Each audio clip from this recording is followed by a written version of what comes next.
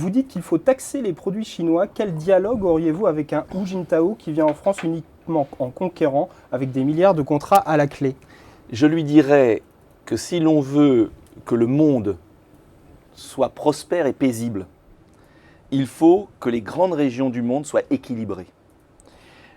Nous avions un déficit du commerce extérieur avec la Chine de 5 milliards d'euros il y a 10 ans. Il dépasse les 20 milliards. Au niveau européen, c'est près de plus de 100 milliards, même presque 200. Avec les États-Unis, pareil. Au même moment, les Chinois restent pour beaucoup dans la misère.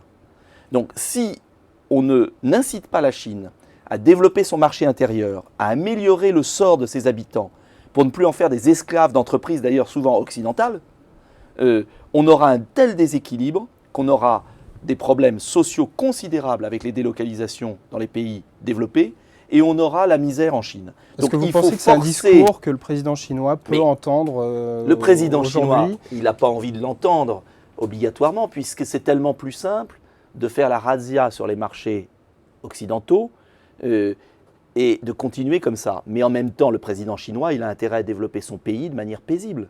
Donc il faut réorienter la croissance chinoise vers la consommation intérieure. Il faut qu'il y ait des barrières douanières, des écluses sociales et environnementales. Sinon, on aura un mal développement qui aboutira à la crise financière qu'on a aujourd'hui.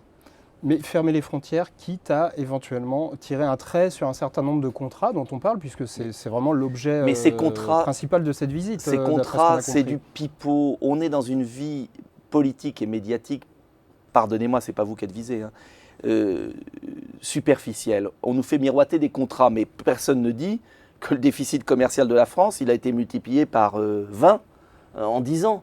Donc, dire à un moment... et ce sont les Européens et les Américains qui doivent dire « on veut bien jouer avec vous, mais la compétition doit être loyale. Dans un match de foot, il y a des règles, il y a un arbitre. La monnaie chinoise est sous-évaluée de près de 50%. Ça veut dire qu'ils ne respectent pas les règles du jeu. En Chine, on pollue l'atmosphère. C'est de l'esclavage. Vous avez vu certaines usines, d'ailleurs, où sont fabriqués tous les trucs qu'on a tous dans nos poches. L'usine qui fabrique les iPhones, etc., des usines avec des dortoirs des femmes et des hommes, des miradors, des polices privées. C'est ça quand même la Chine. Alors, qui en profite? Ce sont toujours les mêmes, des multinationales qui déjouent les règles nationales et qui veulent toujours moins de salaire. Mais à force d'avoir moins de salaire, il n'y a plus de consommation.